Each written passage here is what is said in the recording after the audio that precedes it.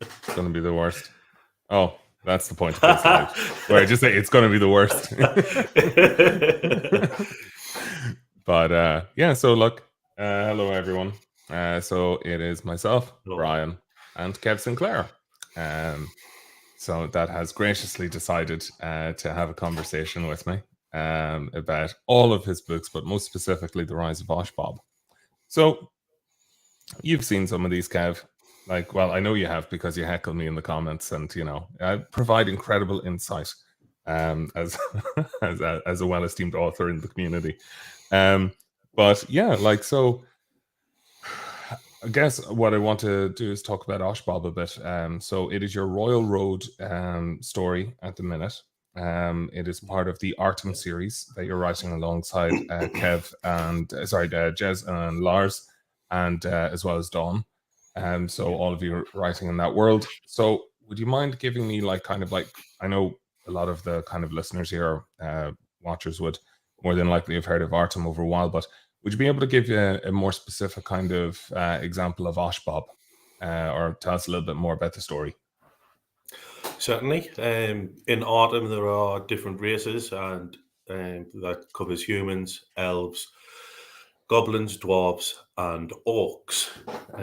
The goblins and the orcs are the absolute dross of society. They live on the outer rim of the city being Artem, of course, where everything's set around. And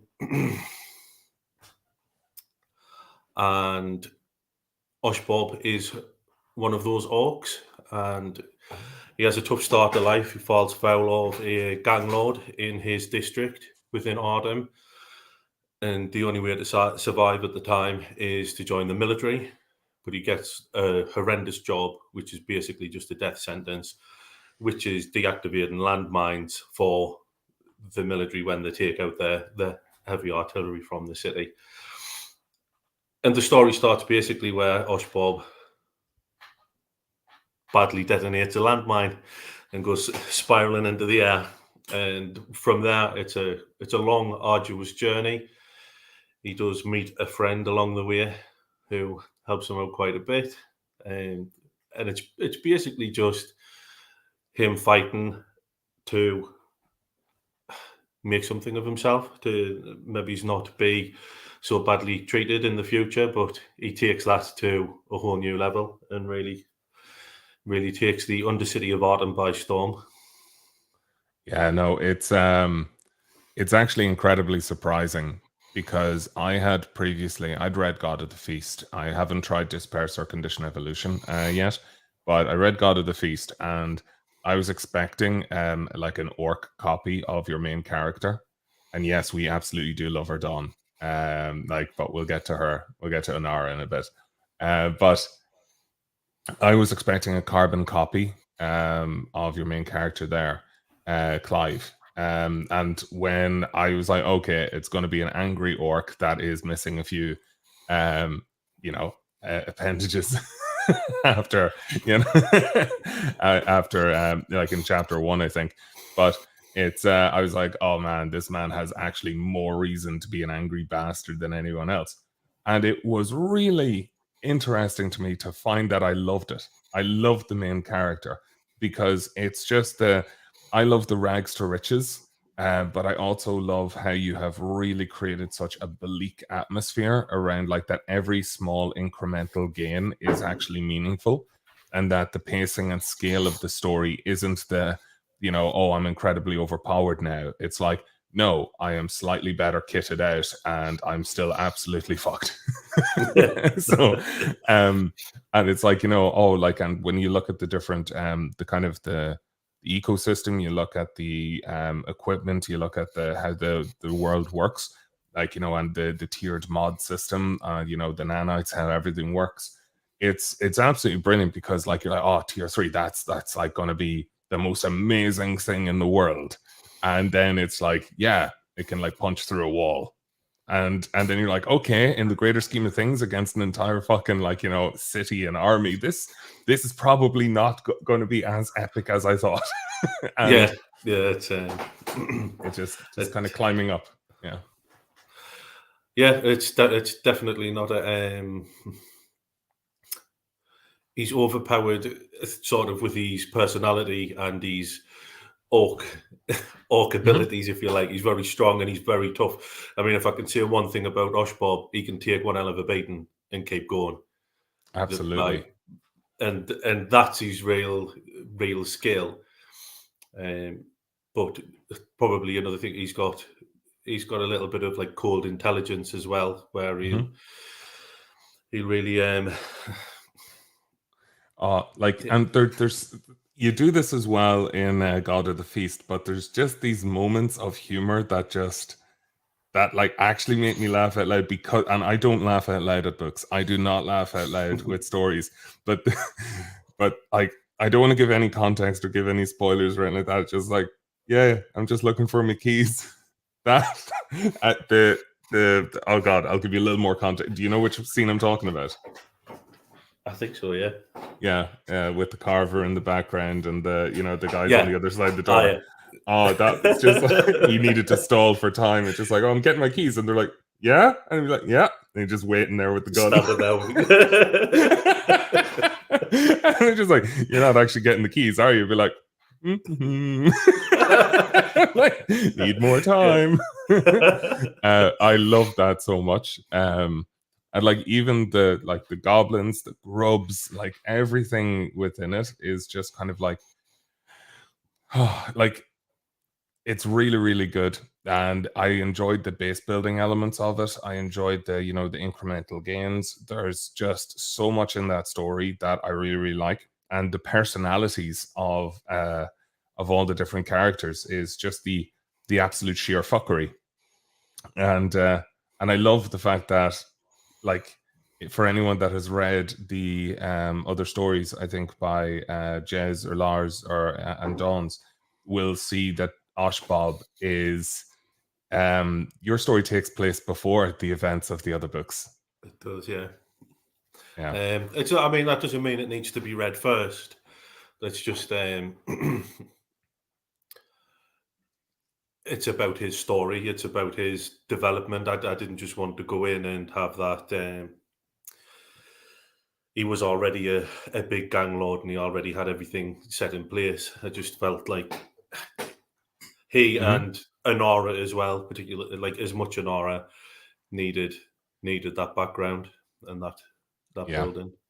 But one of the things that really like strikes me is that the kind of the ruthlessness portrayal of Oshbob in the other ones is very different to the, and dare I say, like, a little bit more innocent in your story starting out, because he's learning things for the first time. Like, yes, he is, like, there is that little bit of segregation. Like, he is an orc and he is seen to be as a big stupid orc. But how he's kind of like learning his way around the world, like how he's learning, you have the reading, you have the, like, there's so many things that he's doing from him to transform from that point to the future version of himself. It's a really interesting character journey. And I'm very, very curious to see how it kind of closes out. So, and on Royal Road, you have 6 days ago finished the epilogue, and that's book 1. So it was 75 chapters or 76 chapters. That's right, yeah. Incredible. So I think I looked it up there. It was 178,000 words or something. Is that right? I mean, not the split hairs, but I think it was 186. Oh, God. Yeah. Well, that is splitting hairs, you bastards. Okay, give me a second. I'm going to double check now. It is actually 186,197. You're correct. I am so sorry. Not that I'm keeping count or anything, you know what I mean? No. Oh, no. So yeah. How did you get your start? Like, I know that you've had conversations like this before in the past and stuff, but like, and I know you quite well because you've adopted me in Madrid, and we had some good conversations, and we talked about, David Gamel and, a few other bits and pieces. But like, where was it? Like, what were the books that you started as a kid? Like, what was it that kind of got you into, I suppose, the fantasy, science fiction genres? Well, I wouldn't actually read at the time, sort of, until I was about 10. I read at school and everything, and I could read. But I just thought of it as boring, and quite a bit sort of around the area I live in. It's seen more as a chore. Like I don't know if it's how it's being taught in schools or like it's like reading is a chore. Reading is something you do for because you've got to.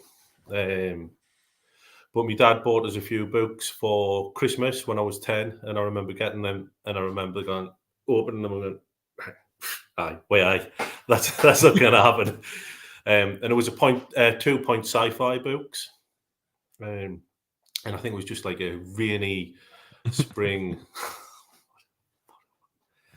Can we not block him? Can we not block him? Yeah, he owns the group. I'm sorry. Oh God, yeah, man. Right. We'll get him. Like the thing is, like he can't moderate what we say. If the stream goes down, we understood catalog, or it was another word for cat. So like anyway, so yeah, sorry, you're good. So what were the books, if you remember? It was First Contact, which was a point sci-fi one. I can't remember the name of the author now, but point sci-fi, First Contact, and Virus, which was a point sci-fi as well. But I didn't read them till it was I remember it being a holiday and it was raining and we were just stuck in the house, and I picked it up, and I think I read both books in like the rest of that week and just never stopped since, just reading everything. I read like the Foundation series and Lord of the Rings probably about 3 times each, like over the next year. And just went from there. Excellent. And which, if you were to like create a top 3 of, I suppose the stories that kind of influenced you, you can go by author if that's easier, or if it was books alone. But like, what would be the top 3 that kind of stick out in your head from when you were younger? Definitely David Gemmell and the Green Eye series. I love the Icewind Dale trilogy by R.A. Salvatore. Oh, what else? They were hard books to get into. They were, but I loved the like follow on, like the whole like Drizzt tale, like after that following Drizzt. So I read a lot of Terry Pratchett. I never got into Terry Pratchett. I had like an ex-girlfriend at the time was like, you have to read it. And I was like, and I was like, I tried one of them and I didn't like it. And I was like, what one? It was like Feet of Clay. And they're like, okay, you started on the wrong one. And I was like, how does this work? And they're like, no, you need to read Guards. Yeah. Like, well, that's a great book. Yeah. Sam Vimes. Brilliant. So, what was the other one? Sorry, I cut you off there. Oh no, Icewind Dale, Terry Pratchett, David Gemmell. But it's were you ever a fan of Feist? I did read The Magician. I don't think I went past The Magician, to be honest. No, that was about it. But I remember reading Stephen Donaldson about the leper. I don't know what this. What was it called? Oh man, that was weird. That was a weird series. Give me a second. Somebody might come up with it. Oh, Chronicles of Thomas Covenant. That's right. That's the one. Yeah, Google is a powerful thing. I haven't got my other screen on. Yeah, I have the one tabbing. But Lars is in there with the answer, of course. Fucking Lars. Always with the Lars. Always with the Lars. Yeah, a bit late now, Lars. We got it. I can just dive in it. But so it's but like I guess the like with Feist was one of the ones that I really enjoyed growing up, and it was the reason I brought it up was because one of my favorite books by Feist is what reminded me of Oshbob. Because in like you have all of these like mini sagas that go on for like 3 or 4 books in between it. So you have Magician, Silverthorn, Darkness, Assassin. You have Rift War Saga, Serpent War Saga, all of these different ones. And then later on, you get to Talon of the Silver Hawk, and the main bad guy in that is this like big bad being mind controlled by an evil sorcerer or necromancer guy, Lasso Varan. and he takes over the mind of this duke called Duke Caspar of Velasco, and he sends him out into like, I sound like a broken record because I brought this up in Jacob Tanner's one, but it was essentially is like the whole book after Talon the Silverhawk is Exile's Return, and it's essentially this like fucking this duke trying to take back his duchy, and he's there like, it starts him off swinging like the chains he was imprisoned with to fucking take down demons, and it's just such a like, you know, the rags to riches, but it's kind of like, you know. Do you know what? I really recognise I might have read them all. Like, now I'm thinking, I don't think they had like that as big an impact. But yeah, they're very. Hey, Angel. Sorry, Angel. I saw a post. Was it that the Puerto Rican godfather of Lit RPG? And I thought it was so funny. I don't know if it was yourself that shared it or someone else, but it was just like that. It tickled me in the good way. That was a funny one. But yeah. So most dislikable MC outside of Robin Hobb, Soldier Son. Oh God, we're not even fucking talking about Robin Hobb. Hey Richie. But yeah, okay, we'll talk about Robin Hobb for a bit. Are you a fan of Robin Hobb? I'm not, no. Okay, that's fine. We'll just move swiftly on. I think I've read about half a book of. Yeah. No, they are. It's like, you know, oh, do you like misery? Here, have some more. Like, make you like this character and then ruin their fucking life. The thing about that with Thomas Covenant, I mean, he really is a horrible man, but it's in a very weak, pathetic way. Okay. He's just like he's just not a nice dude, you know. And he's transportation, if you like, to the other land is. Keep trying, Lars. You'll eventually get there. Part of his disease, like where he lapses into unconsciousness. But then, so is he in like a narcoleptic isekai? Pretty much, yeah. Really interesting story premise, but like it gets dark quite quickly, and it doesn't really let up. But it made us think what MCs could be in other ways. Yeah. That's interesting. Was that maybe a kind of a driver for Oshbob, or Richie? No, if you haven't tried it, you should absolutely go do it. Oh, he's an actual fucking leper. Okay, with the bell and everything. Yeah.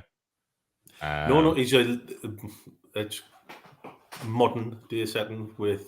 So no, he didn't have a bell, but he was generally disliked in his society, unsurprisingly. Yeah. But no, it's Angel, I love the cover for the Orc book as well. It's third time lucky.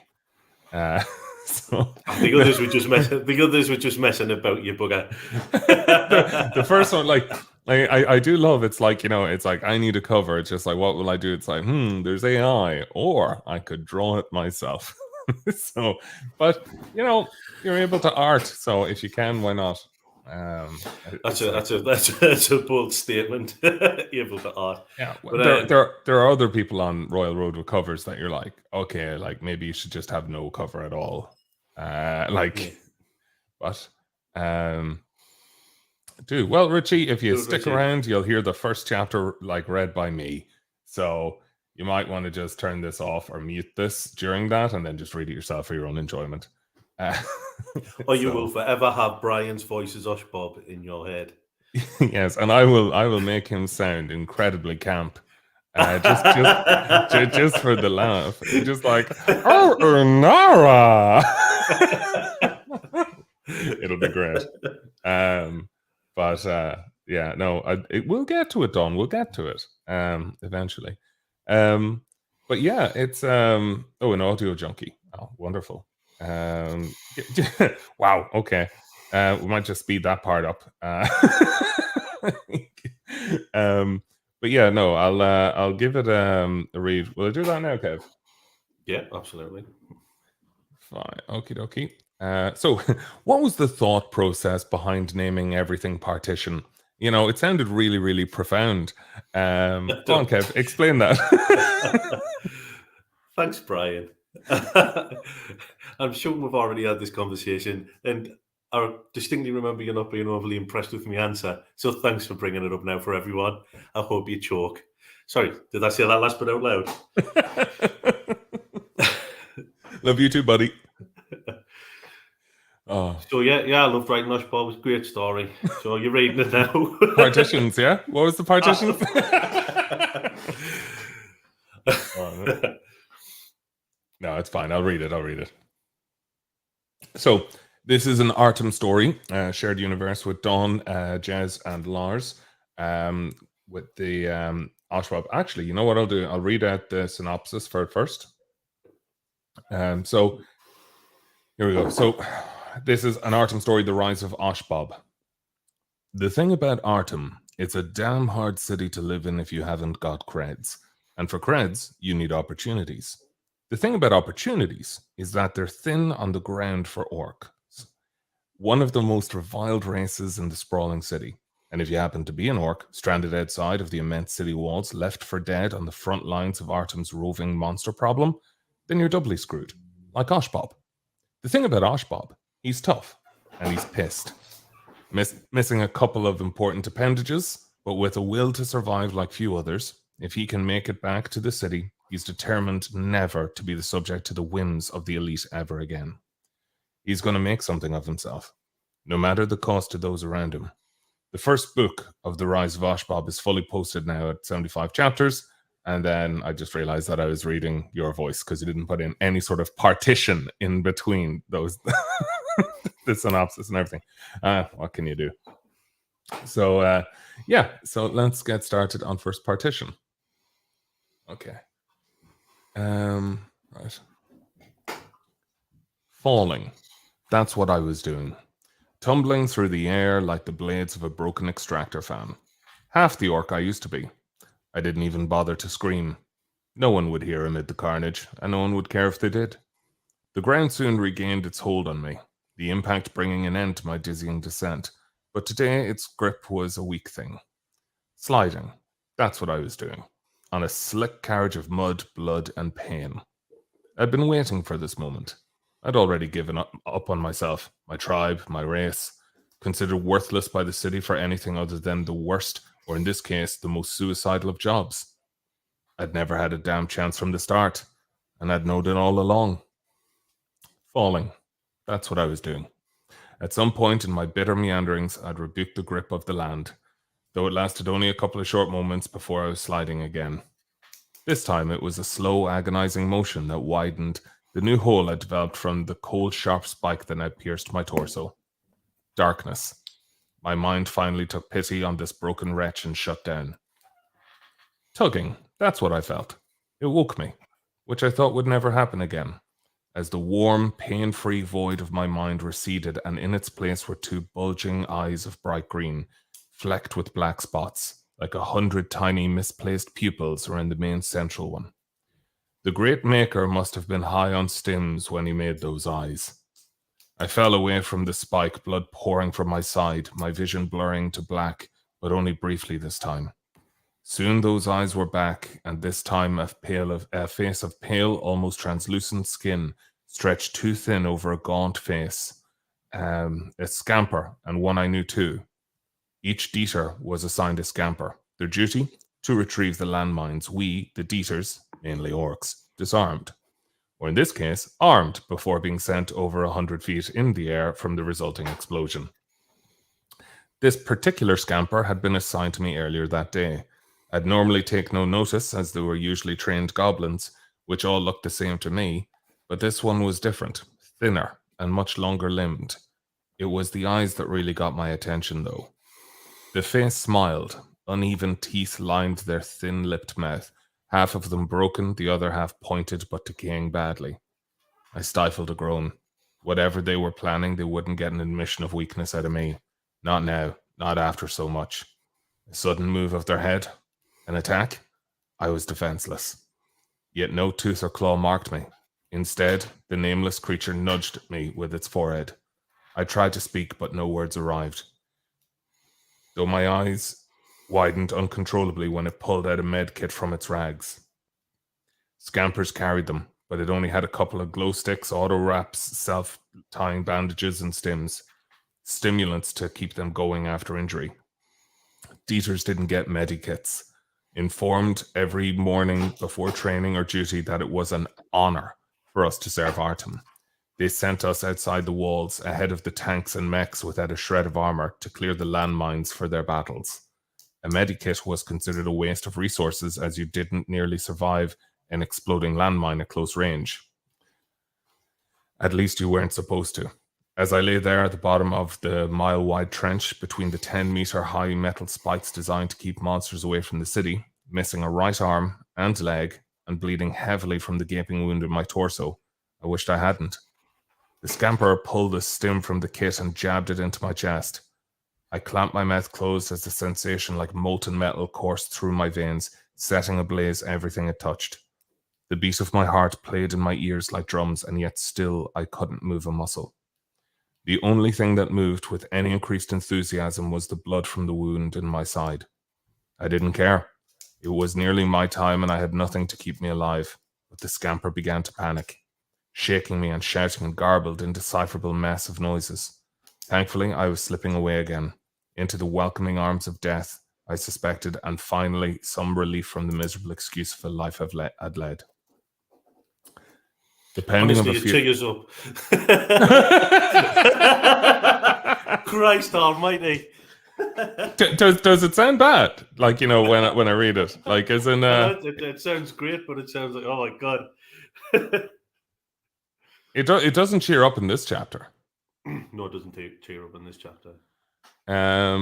Yeah, but it's really good. Like, as in, like, to understand it, like, to really just kind of to kind of get a feel for it. It's like, you really need to see how bottom of the barrel he is, how absolutely everything is so exactly done, so harsh. As in, like, there is a lot of serious depths with it, Kyle. It's like, like, I can't praise it enough, because, like, it really just shows you just how miserable it is, because this is a well-abled, you know, fully bodied orc that would usually be able to use their, you know, kind of their physique to handle all issues. And you've taken that away from him by taking away an arm and a leg and a torso wound. You've essentially just created, thank you very much, Angel. You've essentially created this, like, warring internal battle of where he has to overcome the fact that he's no longer as strong as he used to be, and that he needs to rely on other parts of his, you know, kind of like his brain. He needs to use his brain now. And it's very, very interesting seeing that. But yeah. So happy-go-lucky is not Oshbob. What I really liked, though, was the small glimpses of happiness sprinkled in between all the shit and violence. Yes, and the protective nature. Holy shit, the protective nature is one of my favorite things about Oshbob, which makes him a lot more relatable than a lot of the other kind of, like, murder hobo individuals that are like, you know, fuck this, let's go, we're going to kill everyone. Whereas this is a lot more like, my actions are now halted because I need to protect these weaker ones. And that's a very, very interesting thing. And even how, like, fear drives a lot of the decisions. I really enjoyed, like, you know, because it's a fucking terrifying landscape. Them getting to Artem is just whew. Like that fucking walk. Yeah, it's a hard bloody walk. Give it that. Yeah, but yeah, no, it's very dad-like. Yeah, it's but yeah, if your dad's missing a few, you know, like, appendages, a few limbs, you know, and, you know, has seen shit, it's like, I guess it's like oh, Oshbob plushie when, oh god, you know, there's actually other characters in it which would have much better plushies.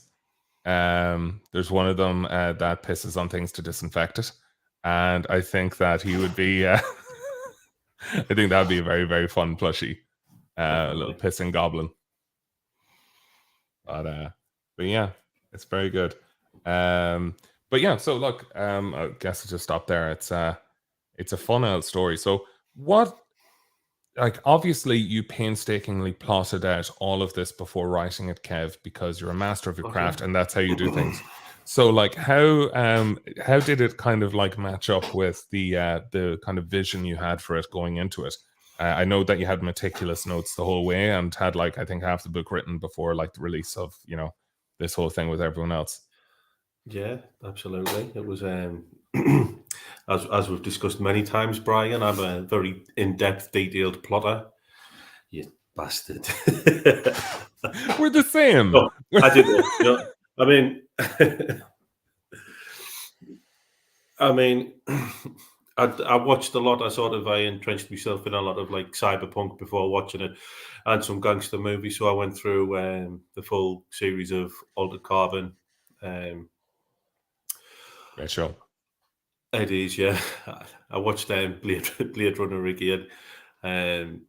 Not the new one, the Harrison Ford one. Oh, the good one, yeah, okay.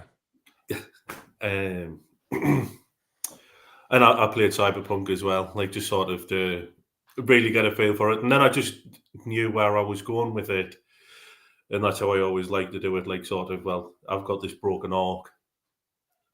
He's got a dream, he's got ambition, and he's got to get there. He's got to get there from A to B. He's got to get from that position where what you've just read to an actual gang lord in the city of Artem. And then I just went on the journey with him. Yeah, it's and it must be really difficult writing a story where everyone's favorite character isn't going to be Oshbob. How do you at what point did you realize that Unara was going to be way more popular than Oshbob? I think from the first chapter, I always had a there in mind anyway. But yeah, I mean, she was the favorite character, and she can't even talk for the first quarter of the book. But like, I loved the kind of the communication and how the interpretation of like what is she saying. Like she's not even revealed to be a female in this because it's a like weird little golem thing with long limbs, and you're like, okay, that's a weird thing. It terrifies me. And then it gets it's really really cool. Oh, mini Yoda. But yeah, like Unara gets awesome, and it really turns into a very very cool duo, which I really like. And like usually in a lot of these like individual led protagonist stories, the side characters are usually like they lack a lot of kind of depth and build and sort of stuff. Whereas this really, or they like are essentially just a prop to, kind of showcase how great the main character is. But what I love about Oshbob is that it does like allow Oshbob to take a step back to allow Unara to kind of like have the stage. And really like they never compete in terms of skills and that like their key strengths and and him not just being like, fuck it, I'll do it because I'm the main character. I really, really enjoy that. Enjoy, Angel. Send pictures to the group if it's an impressive dish that you're making. If it's shit, don't bother. But like if it's something wonderful, we want to see pictures. Yeah. If it's burnt, it's okay. Yeah. Yeah, if it's actually a travesty, send pictures and that'll entertain us too. Like so, but yeah. So like I guess where it's hard to do this when you're like introducing a story that a number of people here more than likely haven't read. But whilst being vague, would you be able to kind of talk about what you've kind of achieved with book one in generalist terms and what maybe the plans are for book two? It's difficult to see how it sort of where it ends, but well, actually, if you were to say that, gone. Sorry, I was just going to say like so. What we know is that could you maybe say like because people will be reading Jez, Dawn's, and Lars's story, what point? So it's not really a spoiler of that Oshbob exists in a future timeline. So could you maybe talk about where Oshbob is in their stories and like maybe where the timeline of events are for book one and book two? He's not there yet. It'll be in Okay. book 2, about halfway of book 2, when we'll start seeing that sort of thing come to fruition with those crossovers. We'll have characters that people know in my book that other people have to deal with. Yeah. But I can't say too much about that either, because that's something that you need to pick up along the way. But really, I've took them from the bottom to a decent level. They've learned a hell of a lot, and they're sort of at a crossroads as well, where they've got a lot more to learn going into the second book. So the second book will be the first few chapters are going to be really sort of consolidating everything they've learned and developing.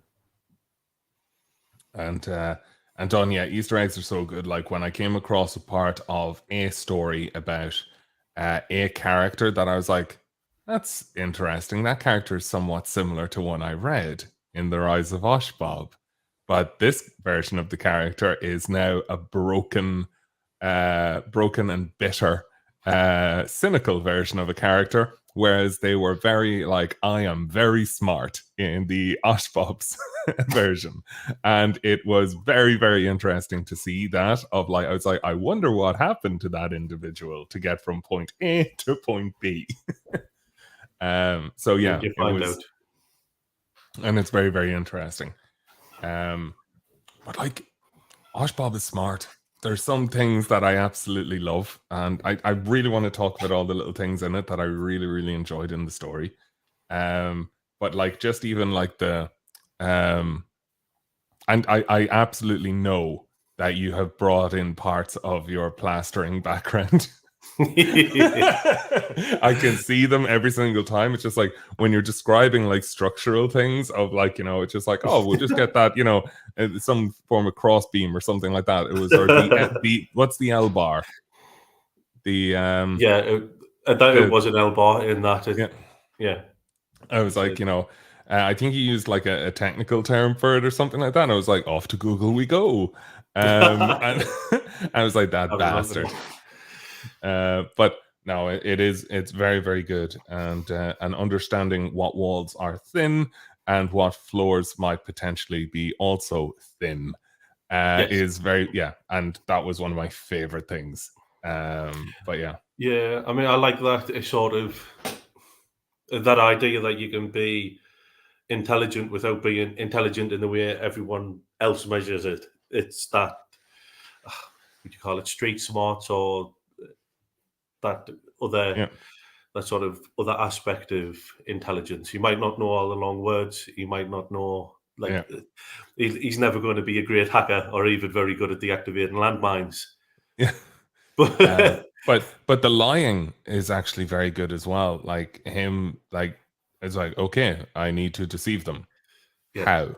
And then it's like him putting on this performance of sorts, and you're like, Jesus, that's not gonna fly. Maybe it'll work. I don't know. But there was another thing that I really, really liked. Oh God, it's just gone out of my head there. Like, so there's a lot of times with Clive. I felt that every time Clive was doing something in God of the Feast, I was like, I disagree fundamentally and wholeheartedly with Clive. And everyone around Clive is saying the stuff that I agree with. And Clive's like, thank you for all your feedback. Shut the fuck up. I'm doing this. And that is Clive. That is absolutely Clive. And I was like, oh, Oshbob is going to be the exact fucking same. And then I think when we meet a certain individual, I want to say in a red suit. So like he is described in such a fucking grotesque way that I despised him with every fiber of my being. And Oshbob's reaction is, I despise this man and I cannot wait to kill him. And I'm like, oh my God, Oshbob, yes! And I was like, yes, okay, I'm Team Oshbob, let's go. But yeah, no, it is very good fun. But yeah, so like it's what have been kind of like the learnings for you as you've been writing it? Because like you're constantly growing as a writer with every new book that you write, and this is in my opinion, from all the sort of stuff like I've read from you so far, this is my absolute favorite story from you. So what was it kind of like? What did you feel was different about this one that kind of, made it turn out so well? I mean, I'll be honest. I love God of the Feast, and I love Clive's character, and he is exactly what I wanted him to be, and he's also eliciting the reaction I would want from people. Now that's for me. Because you're an That's asshole. good, and it's yeah. Well, I mean, he's an asshole. I'm not an asshole. I'm lovely most of the time, but he's. But I didn't want that for Oshbob. I wanted to come at it from like a different angle. I mean, it's a strange thing because I write male MCs. Mm-hmm. I'm a man, and like that's what I know. And to be honest, the vast majority of the books I've read are probably like male MCs, and and I like that sort of character. I like that powerful, like underdog. I loved all the Rocky films, and Mm-hmm. till about Rocky 5. I enjoyed Rocky Balboa. Oh no, it was Rocky 4. It was Rocky 4 with Ivan Yeah. Drago. That's the last one I really got behind. Yeah. So it is. It's that I know that's what I'm going to write. That's what I do. That's where my mind is, with the humor, with the aggression, with the care, and with the protection as well. And it's really just picking different aspects of that out to sort of what you like to see, and what you think is real as well. What you think is real for any given environment.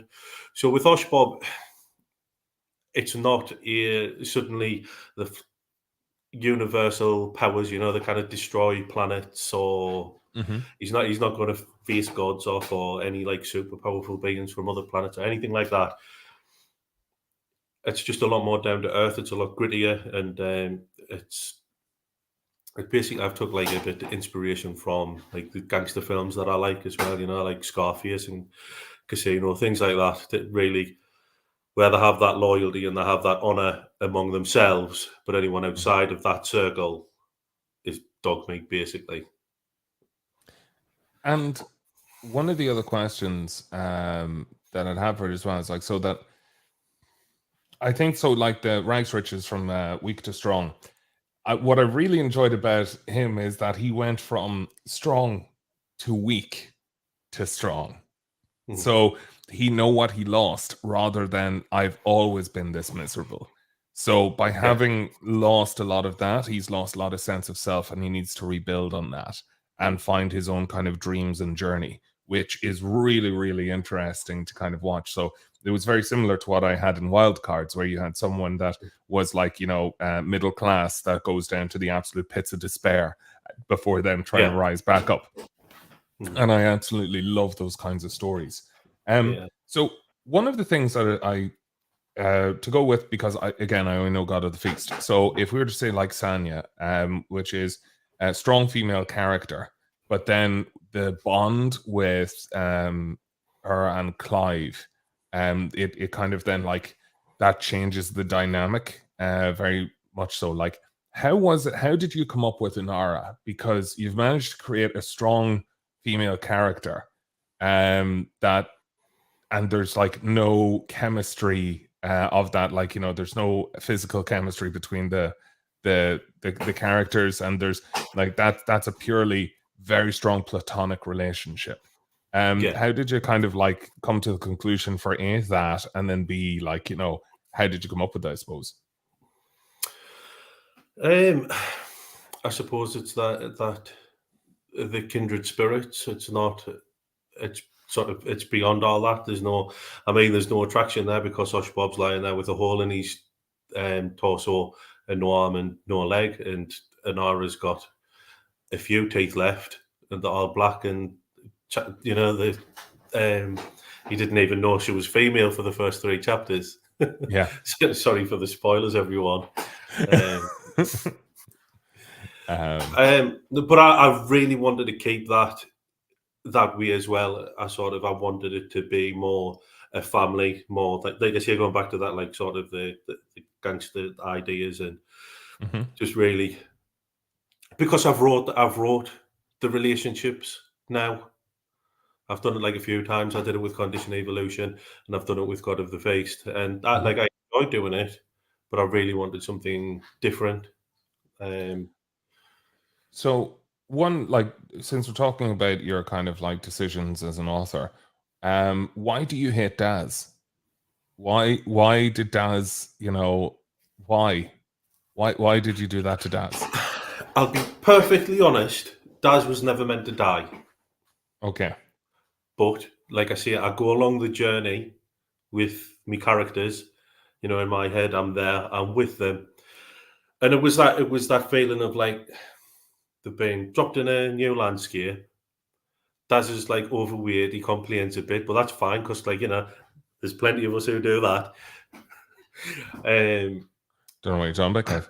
And I just thought, I just really felt like there's no way all four of them would survive what they've got to survive. And out of all of them, everyone else is great. He was they're not great though. I mean, you saw Joel very nearly get. That was one of my favorite scenes in the whole story of that. It's just so to kind of fill people in. There is a moment in book one where, in a moment of desperation, one of the characters assigns a skill point into intelligence, and he actually comes to his senses and realizes a solution to the problem. It was one of the first examples where I've seen where someone gets, like, it's no longer an arbitrary number that says, like, oh, stats go burr. It's like, literally, it's, oh, I have become smarter. And usually it's like, oh, I can think really fast now, and there's still an idiot that can just think faster. But this was an interesting one where it was like, oh, this is a smart solution to the problem. And I really enjoyed it. And that was a terrifying kind of situation Joel was in. It was horrible, yeah. Yeah. And it was your first point of view switch in the story. It was, yeah. I lost a lot of people on Royal Road for like switching the POV. It was insane. I think I lost about 50 to 100 followers from that. And it was a great chapter. It was so relevant. Chapter. It was so relevant as well. But I'll just write them. I can't make people read them. Yeah.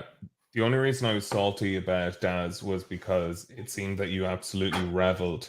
You absolutely reveled in the fact of how you got rid of him because of the chapter title. The chapter title is the only reason of how much I hate you. So it's like there's this fucking creature that like grabs Daz, and like that's the end of one chapter. And then the next chapter, the chapter fucking title, I'm like, oh, I wonder how Daz is going to get out of this. And the chapter title is Daz Ketchup. And I was like, oh no. It was close to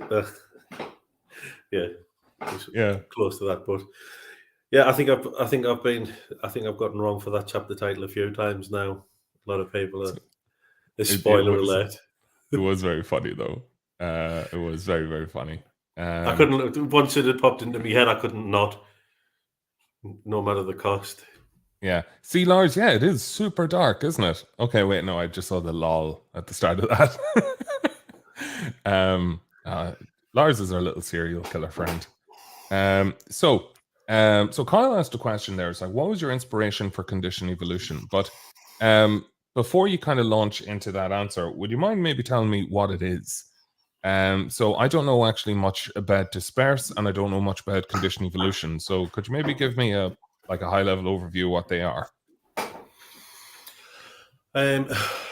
Condition Evolution is about a guy named Sean. He's down on his luck as well, so he's coming from that position of strength. With Sean, what happened was he was a decent level fighter, and he was a roofer as well, which was drawn again on me experience in construction. And he fell off a roof and broke his leg. And then he put loads of weight on and got really depressed. He couldn't work. He lost a lawsuit. because of he was doing something he shouldn't have been on the roof, and his life basically just spiraled into like depression and just really crap. And he gets the opportunity to take part in a new kind of therapy, the VR therapy, where he'll be put in a chamber. All of his nutrients will be supplied to the exact level that he needs them, so he'll actually lose weight within the chamber, and all of his muscles are stimulated in the chamber. So when he comes out, he'll have lost the weight and sort of toned up a little bit. Nothing like he's not like He-Man or anything. He's just it's not Captain America. It's not Captain America. No, it just retains that muscle mass.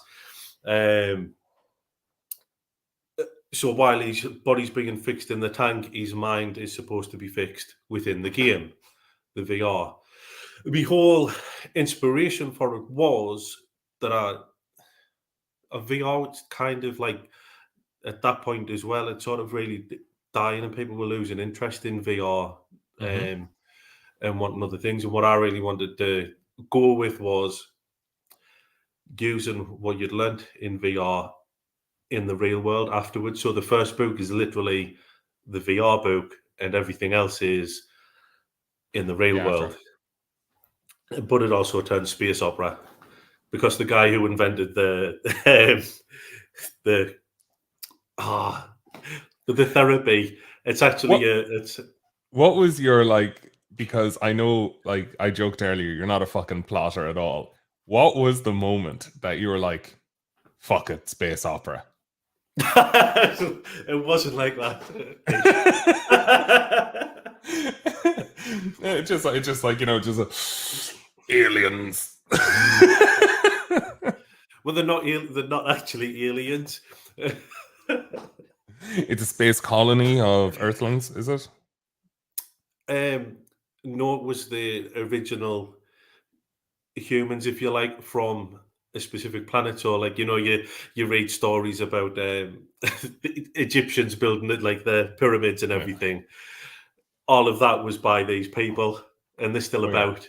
And now there's a whole empire out in space, but they don't really bother with the dirty little Earth planets. So it just went down that route, really. So they're technically not aliens. So I actually enjoyed that a bit. Now it's just because for me, Wildcards was that my interest in VR was very, very much waning, and I was like, no one ever focuses on the real world stuff. Everything is just go in the game. It's like, oh, I bet you miss your family and friends. You'd be like, what now? Oh, I killed a monster, level up. And it's like, wow, that's not how you deal with trauma. So, but I wanted to write about a kind of a dystopian hellscape world, and that the game is essentially just all about him kind of grafting towards, having a better standard of life in the real world. And people are like, oh, VR has no stakes. I'm like, yeah, well, what if you're murdered while you're in the VR game? Because you're literally in an illegal slum match in a fucking horrible area of the city. Yes. Oh, it is actually done. Yes. But yeah, it's a fun story, which I will get back to after Quest Academy. But so that's condition evolution. What is disperse? Disperse, I wanted to take it in a different direction. So it is post-apocalyptic. It's pretty much apocalyptic. Actually, it's like there's been an apocalypse. They lived through an apocalypse, and then another apocalypse occurs, which is the main source of the book. Yeah. So yeah, that was really just that dark. Everything's dark, isn't it? And who's your main character in it? He's called Liowax. Yes. Liowax. I'm writing the third book now. Okay. So no, I was just wondering, it just the only reason I was giving you grief is in case you're one of those basic authors that just names, characters Jax, Ajax, just you'd have to be a right basic bitch to do that. Absolutely. How would you ever forget your own character names? Jack, there you go. Yeah. That's it. But yeah. But with something I did notice afterwards, literally after I'd already submitted Creation's Being, God of the Feast and that. Yeah. I've noticed that all of my series titles begin with a C. Condition Evolution, Sesame Accords, and I don't even like the letter C of all the letters. You know, it's Well, at least you knew that you had to name all your series. Like, did I tell you about like how I didn't know that Quest Academy wasn't named my books? They're like, "Oh, what's your subtitle?" And I'm like, "My what?" They're like, "Quest Academy." Like book 1, I was like, "Yeah, Quest Academy." And they're like, "Book 2, Quest Academy." And they're like, and I was like, I was like, "Book 1, 2, and 3 of Quest Academy." And then they're like, "But what are the subtitles?" I'm like, "Oh God, no." I didn't do that for Condition Evolution. It's just Condition Evolution 1, 2, 3, 4. Oh, okay, that's good. Like, because like Geneva, like it was so funny. Like we're just sitting down, and it's like, okay, what names are we going with? Like I sat down with Melanie, Erica, and La Serena, and they were all just being like, okay, Brian, what about like Quest Academy Rogue or like Agent or Operator and all these things? I was like, but no, like there's absolutely no intrigue in that way. It's like it's about crafting. So, I mean, I'm not comparing it to the Fast and the Furious, but the Fast and the Furious did all right with just numbers. Oh, like, and Fast 5 wasn't even the 5th one. Like, I think it was Fast and the Furious was like number 5, and I was like, what? Or they just decided, no, we're just calling like number 3 or 4 the Fast and the Furious. I was like, Very good. what? Yeah. But no, I like the other one was like Fast X, which is Fast and Furious 10. And someone put up a comment being like, they're really missing an opportunity to be like Fast 10 your seatbelts. I was like, that's actually pretty funny. Yeah, it's terrible, but it's funny. Oh well, all the movies are bad too. But yeah, it's oh God. Yeah, what was I going to say there? Yeah, so like, of which of your series, like if you could like give it the love, like if you could like point readers to one story that you think they'd really, really resonate and enjoy, which one of those would it be of your own? To be honest with you,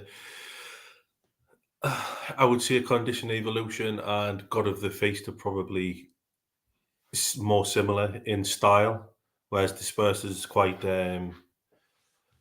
different, and so is Oshbob. Despite that, like a similar kind of feel. Yeah. So like, you know me like as a reader, and like the things that I really enjoyed in Oshbob. What would I enjoy in your other stories? As in, like, and you're going to have to big up your own writing here. Like, so what is it that you think I would enjoy from your other stories? What are the key elements? You might prefer, for you, possibly the Sesame Accords.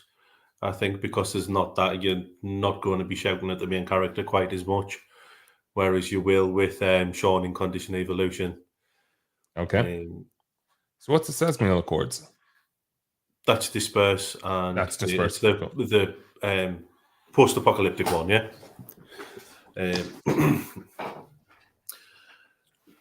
Yeah, the main character in that hasn't got the as big an ego. He's not. He's not as ignorant. He'll listen to people. He'll work with people. It's not like, no, we're doing it this way. Screw you all. I'm the one with the power. I love that you're aware. It's just like, no, he's not a flawed character. He's totally real. Like, that's a real, like fucking Gary Stu. That's the best character type of all. I love that you're aware of how they're like so fucking flawed. But if let's just say, for example, so all your other series are wrapped up. Let's just say that everything is finished. What would be next? Like, if there was, is there a genre? Is there a kind of a trope within, or like a theme within Lit RPG Game List that you have your eye on for a while? Is there anything that you'd like to give a go? I'm not sure. Like, I do like I like sort of. I think I probably prefer fantasy direction now. I'm torn really because I like it sort of. I like the more serious fantasies here, like with Gemmell. Like there is like Mhm. bits of humour in, but he's like very serious, and it's very it's more like empowering stories to read. But I just like stupidity as well, and like just all out like insanity. I'm torn for the next project, which way to go. Like Yeah. whether to just go as daft as I possibly can, or Yeah. Like the delivery of some of the humor in Oshbob is brilliant because like where I remember having a conversation with you and you were like laughing and telling me about a plot and I was like, that sounds fucking terrible. As in like I'm not going to enjoy this in the story. And then I read it and I was like, it absolutely fucking works within this story. yeah, I Which know like you managed to have a really like serious tone and theme. And it's just like the like little things of like the rotating upside down. Like that was brilliant for me and I really enjoyed it. And yeah, like things that should have been like stupid as in like, haha, like ended up being really, really funny. So yeah, I enjoyed them. But yeah, like have you ever written like straight fantasy before? I did when I was younger. Yeah, I think I've got half a book sitting somewhere, but I did that age-old thing of overworking and overworking, and for me, overplotting because I can't keep to a plot. When I have plotted and I have tried, I last about an hour of writing and I've already gone off plot. And then I'm trying to wrestle it back in, or I'm trying to wrestle me plot to like go around and then come back to where it was. And it just never works. I spend more time like so as long as I tend to set myself goals within the book. So like for a book like Oshbob, it's like 186,097.1 words. I would probably break that up into sort of three sections and then have a goal for each section. So I'm not just running blindly for Hmm. forever into eternity. But yeah, that's really important. I just need to sort of follow them along. Yeah. What was the question? I think I've gone off beat there, haven't I? Oh no. It's like I asked if you go straight fantasy, but like it makes sense. Like, um I don't know that like I enjoy the like I think there would always be the progression systems within the stories that I'd write because like even if I did go fantasy, the way lit RPG and game lit has kind of changed my view on how stories are written and the Mhm. relatability of characters. I think that I'm very capable of writing stories now. Discovery writing is good fun, but I plot a good bit. You've done great. Like I absolutely love the Dean Wesley Smith version of it of Writing into the Dark, Mhm. which I really do enjoy because like the best ideas come to me when it's like that. Like I get bored of something if I know everything that's going to happen. Yeah. Um, and like, I'd love to say that, oh, I'm writing this story for me. I'm enjoying the process and the journey of doing it, but the actual finished product isn't for me. It's for others. As in, like, so it needs to be fun for me while I'm doing it. Mhm. And for that, the discovery is the most fun because, oh, that's cool or that's Yeah. interesting. Like, obviously, I can have ideas down the line of how your character is an absolute piece of shit in my Mhm. story in the future and how he's traumatized all the students. But oh, whoop, sorry, just focus. Um, but yeah, it's I don't know that I could go down the hard plotting route because it would just end up hurting me. No. Yeah, well, that's exactly the same thing for me as well. It- it's that you are too governed and you can't make those decisions as you come to them, or you can't do it as well. For me, but it's also that it just does for me take the fun out of it. Mhm. So Lars put in there is like Gamelet in general has ruined that for me. Plain old hand wavy magic where the MC can suddenly touch the heavens. I hate it. Magic system needs to make sense and be logical, as it were. So, like, this is something that kind of gets me a bit because I don't. I'm not very smart, so I don't like the whole math side of things. Logic based systems aren't really my strong suit. Mhm. So what I do is when I'm writing, I write a world, that can follow certain rules, and I'm like, as long as I understand those rules, that's totally fine.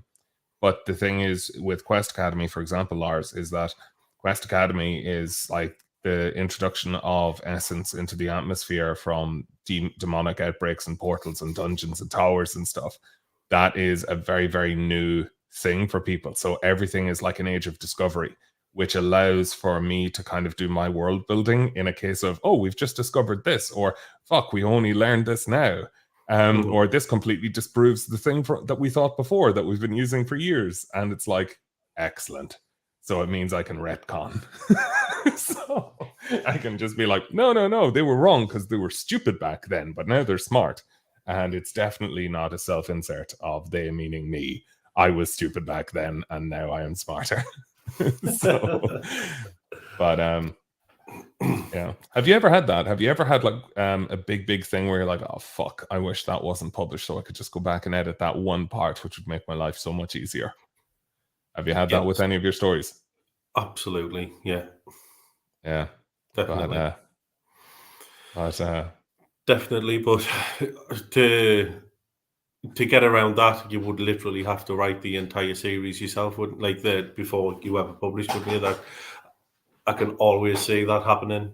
I would imagine even with a plotter, how far can you plot? Sorry, I was just looking at the take it back past Brian, and I lost my complete train of thought. I was like, what did I say? Was I negative about myself? I'm sorry, Don. So, but it's but yeah, like there's like I have my releases upcoming for Quest Academy. Oh yeah, no worries. Oh jeez, I start talking about Quest Academy and he leaves me. Oh, Jesus. You know what, Paul? You said that the moment Kev left, so I'm way more on board with it. So it's like, yeah, thank you, Paul. No, I can't wait for Quest Academy. So don't feel like that was. It's just I was sitting with the light coming through my window, but it's like it's 10 o'clock now and it's getting dark outside. I'm sitting there with a light on, illuminators, like talking into the. It is not dark outside yet. Behind me, I went the wrong way. You've got about another hour, haven't you? Well, so we have the same time zone, Kev. So, but you're still further east, mate. Still geographically about good for you, 100 miles east. Yeah, west, but west. Yeah, I love that you did the put down of being like, Brian, that's not how the rotation works of the Earth, and then you got your directions wrong, and I was like, I'm just like, yes. I don't even need to defend myself. This idiot will do it for me. Cup of tea. Oh man, but I'm looking forward to hanging out with you again, man. So absolutely. But so we're gonna be sick of each other. You're going to Dragon Con, aren't you? Yeah, yes. You're coming to Dragon Con, and I think we're meeting up as well before that at the end of July, start of August. So that's going to be good fun. Yeah, I've heard Jez mention Latvia again now. Oh, he's not, is he? He is. We'll stick to the lakes. Yeah. But no, I'm just back from a stag in Latvia, and we did archery and like laser tag, escape rooms, and everything. And like, sounds awesome. It's just such a gorgeous country, and like everyone is fucking beautiful. And it's just like, what the fuck, Ireland? Get your shit together. Like, it's but yeah, it's it was very, very good fun. But yeah, really enjoy archery. What was I going to say? I saw that you and Jez went and did archery one of the days. Like, do you live that far from each other? No, we don't live that far at all. It's about 7 miles away. Crazy. I think we're going to go and do a bit Warhammer soon. Oh man, that's exciting. They've just changed the rules, so we've been talking about going back, but we've been holding off. So they've literally just changed the rules this month. So let's see how that goes. And we're playing D&D together, which is very, very fun. Yeah. But it's I know Jack doesn't have a favorite campaign. That's our dungeon master, friend of mine. He's Irish, but he definitely doesn't have a favorite campaign. But he told me that's ours, so like that's great. I think it's just that we're absolute unbridled chaos. Do you want to tell the audience a little bit more about your character? My character, Yes. Nerd. And what's that nerd's surname? Emma Spur. Emma Spur. And what is nerd Emma Spur backwards? Supreme drunk. He's a dwarven brewer and a blood hunter. And he's about the only thing that keeps our team alive from the front. And I got to throw Jez's character. Yeah. So much so that it took 1d6 of bludgeoning damage, 6 points of bludgeoning damage to the face, because he threw Jez directly at a shield, which was very entertaining. But I just want to caveat that at that point in time, Jez was trying to lasso Lars's character, Corbin, who is an absolute fucking charlatan. So, like, when we wanted Lars to be very helpful in battle, he was like, I'm going to destroy them with the power of mage armor. I want to put mage armor on myself. and then Jez took that literally and decided that Lars was going to be his mage armor by literally tying Lars to the front of his chest to take in any incoming damage. Yep, the meat shield. And so while Jez is running around trying to lasso Lars, and he successfully lassoed my vampire character while I was climbing up a mountain. So he literally just followed up after me and then saved my life. But that doesn't matter. But while he was trying to lasso Lars, Kev just was like, can I just pick up Jez and throw him? And like Jez is like this dragonborn, black scaled, fucking full plate armor with a stupid plumed hat, with a fucking greatsword and a glaive. And Kev's character Nerd is just like, and like literally throws him 40 feet, which is amazing. Loved it. That's a lot of fun. A lot of fun. It is a lot of fun. But yeah, man. So like, I guess, what are you reading at the minute? Are you reading anything at the moment? I haven't been reading. I listened to, what did I listen to? What have I just finished? Oh, I just finished listening to the first Noob Town.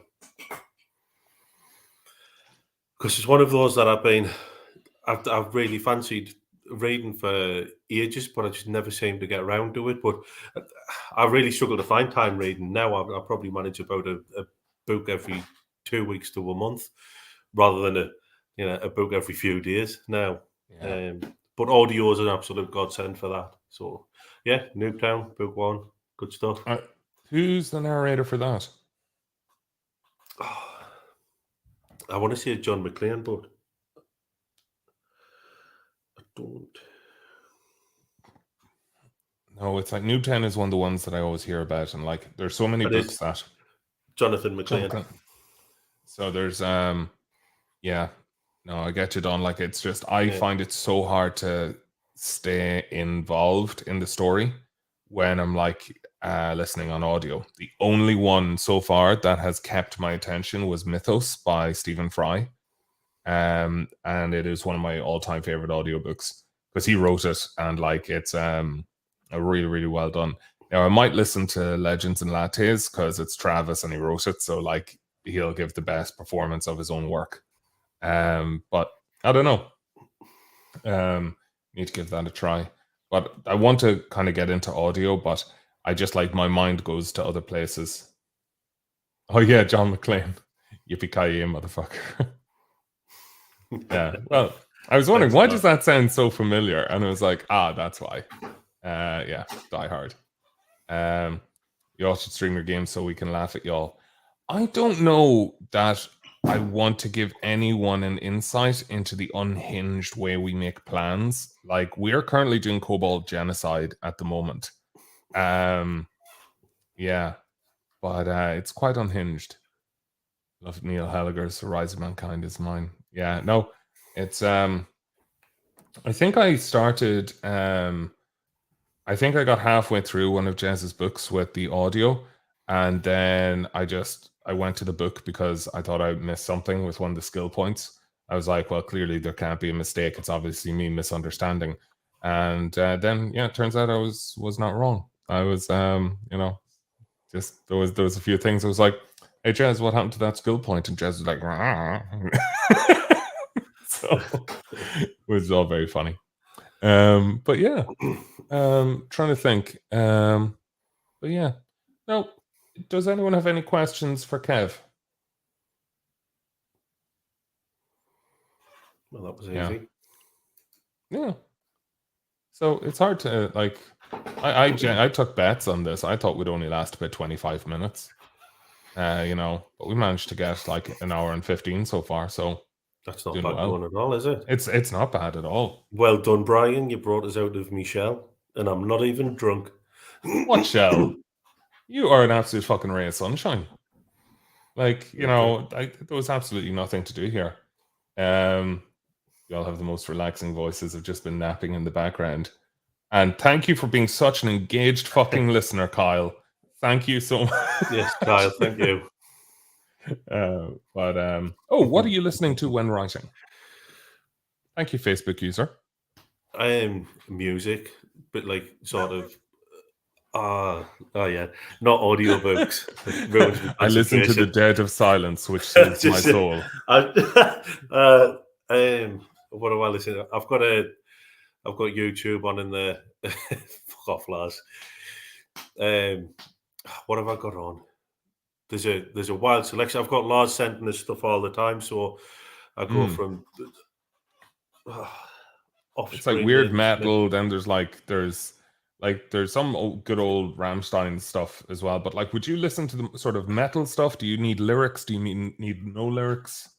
I like lyrics. I do like. You tend to miss them all when you're writing anyway, but it's just the background music, isn't it? Been into Lorna Shore a lot. Skinned as well. That's another one Lars dropped on us. Have you witnessed Skinned yet? No, if I have, I've blanked it from my memory. Yeah, you probably should. It's all like serial killer videos about serial killers. Not really glorifying them as such, but it's damn dark, but quite good music. Sounds very Lars. Very Lars. He is for such a nice guy. He's got some dark tastes like licorice. But Skinned are insane. Oh, I never knew how to spell it. Now I know how to spell it. Like the music drops different tastes for fun. Yeah. Like Beast in Black, when I came across them, and it is literally just like fucking power metal, or like I love synthwave, I love retro electro, I love all these sort of things, but I usually can't actually do the lyrics. I can't listen to stuff with lyrics because it pulls me away from writing. So I end up going with a lot more kind of orchestral, or maybe like the synthwave stuff, which typically doesn't have it. Well, Lorna Shore are quite orchestral, and you wouldn't be distracted by the lyrics specifically. So that might be one for you to try. Yeah, that sounds like they're all attractive in their videos, are they? No, not at all. Not at all. It's death metal, but you just can't understand what they're saying. Yeah, but I mean, for me, I listen to. I'm back listening to Green Day. I listen to System of a Down, stuff like that. But it's stuff that I've listened to for so long over the years. You're numb to it. And it can just go like background, and it's just comfortable. It's like a warm blanket. Yeah.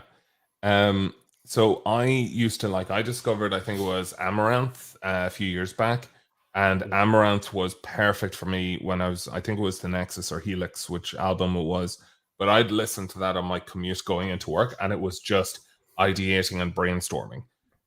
Like just Army of Darkness, all of these sort of things, or Army of the Night, I don't remember, but all of these different songs that just I was like, oh my God, this is it. This is I can see the scenes, I could see the everything. But one of the things that I thought was amazing was I wrote a chapter of Wildcards, and a person wrote in the comments, these are the 3 songs this chapter reminds me of, and 2 of them were on my writing playlist for when I was writing that. And the 3rd one, I think, was one that I added immediately to my library because I was like, and I think that was Swedish Pagans. Right. Yeah, no, it's just like Lars you'll be able to help me out here. Swedish Pagans is who sings that? Swedish Sabaton. Is it Sabaton? I think it might be Sabaton. But it was like I just thought it was so funny because I was like, holy shit, okay, that means that it's working. That works. Yeah. Yeah. I struggle with power metal, I will say. I love most rock music and metal, but power metal, there's something. I'll tell you that one of the most eclectic things that I have. So sorry, just it is Sabaton. Thanks, Geneva. And thanks, Lars. Second. Lars. Yeah, he was probably just like, sulking at his keyboard, being like, "I'm not Swedish. Why is he asking me?" Sorry, but one of the like eclectic things that I love, like in terms of music, is hardstyle.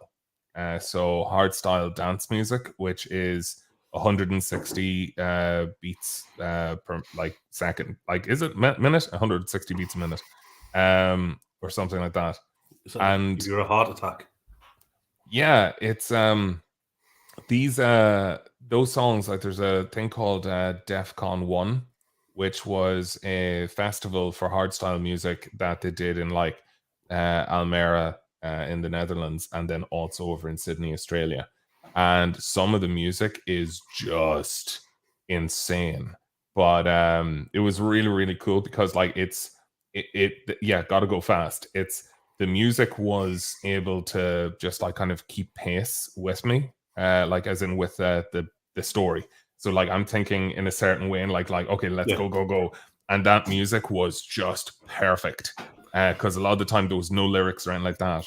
Then you have Two Steps from Hell, which is absolutely brilliant for like epic moments. Have you ever come across Two Steps from Hell? I haven't, no. I think you'd love them, man. It's almost like epic orchestral. It's not like it sounds like a rah band like Two Steps from Hell, but it's not. Like you'll recognize some of their music from like commercials. It's usually like the epic uplifting and like just I'll definitely it's just try unreal. it out. Yeah, Protectors of the Earth, stuff like that. Strength of a Thousand Men, really, really good songs. But yeah, and Sebastian Boom, who had he did the Blue Monday remix, which was I think used in Wonder Woman 1984 or something. But like he has loads of songs that are like old classics, or like Call Me, Blue Monday, all of them, but they're done in like this again epic orchestral thing where it's like none of the lyrics, and it's just it's really, really fun. So that's a very long answer to the what do you listen to when writing. It's better than mine. Music. Yeah, but sorry, Jez, like did you literally just take the link from Lars and go and watch a different video while your friends are here talking?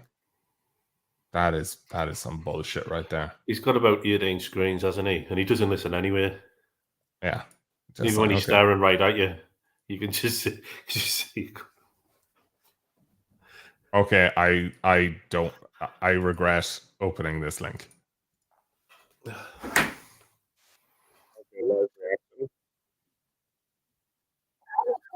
fucking videos class. Sorry. It's that's Bollywood versus Hardstyle Part 1. Okay, I should have the name of it. And it's amazing. Okay, I'll watch that properly later. Thank you for that, Lars. I'll have a look as well, Lars. But yeah, like, and then there's other songs like Boney M, Rasputin that I just love. There's just that is a classic. I do love that one. Yeah. Like I actually wanted to write a fight scene. Like I had always seen fight scenes in my head with that song, and then with the new Kingsman trailer where they use the rah rah Rasputin, where it's just like him literally just twirling around with a sword, and like I was like, oh my god, this is amazing. But yeah, so I think that's roughly everything. So like it was very, very awesome. Good. Any other questions for Kev before we wrap up? And if not, thank you all for watching. It's been an honor to be here with Brian. Yeah. And also, who is the Facebook user that's like, gotta go fast? What's coming after Cyberpunk? Another Cyberpunk. Book 2 of Oshbob. Yeah. Pretty And much. but actually, are you going back to Condition Evolution, or what is the like? Where are Condition your other series at the Evolution. minute? Condition Evolution is at a nice stop-off point. A lot of things have happened. A lot of things have been resolved. There's a Hi, Stephen. there's a here, Stephen. There's a I guessed it was Stephen when I saw Lorna Shaw at Awesome. I had a suspicion then that it might be him. I thought it was someone else when I saw "Gotta Go Fast." I was like, "Oh, that sounds very Rachel to me." So I was just curious. Yeah, but yeah, sorry, go on. What was I saying? You were saying about Condition Evolution. Oh yeah, it's just at a good stop-off point. You sort of Mm-hmm. see how it goes. I've got other things, and it is left in a nice place.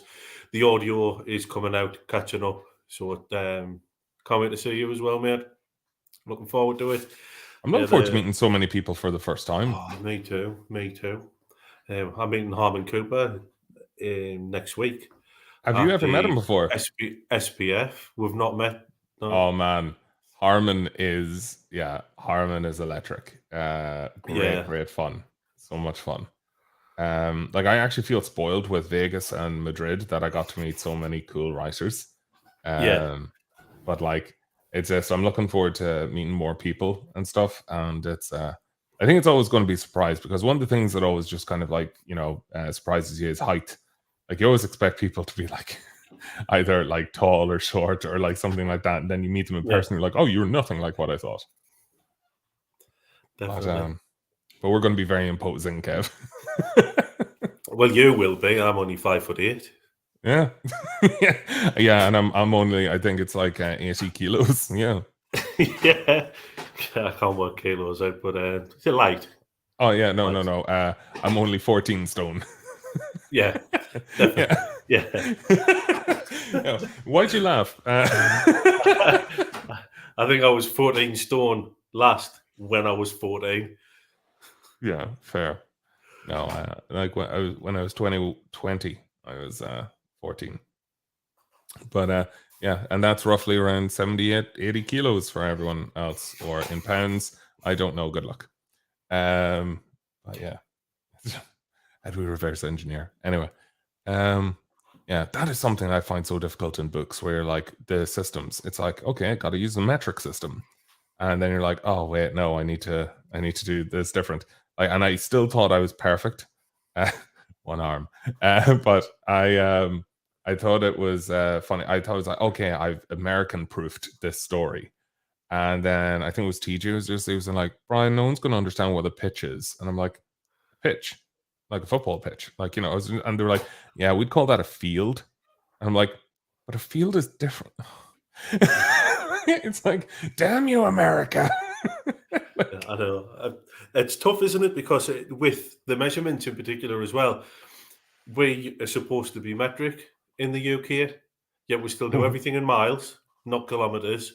And so many of our measurements are still like imperial, like at feet. So, yeah. Well, obviously we do like feet and stones. Who even does stones apart from us? I'm not even sure. It's all pounds, isn't it? I have no idea. Yeah, I think we're one of the few places that does it. Who inspired you to be a writer? Both of you all. Kev, you're up first. I think it was Gemmell. I mean, I might have been inspired before that, but he was the one who really, I wanted to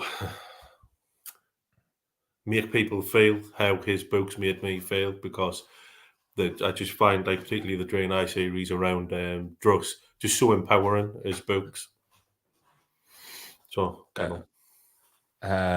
William Goldman is the one that got me, and I've told this story before, but it's The Princess Bride.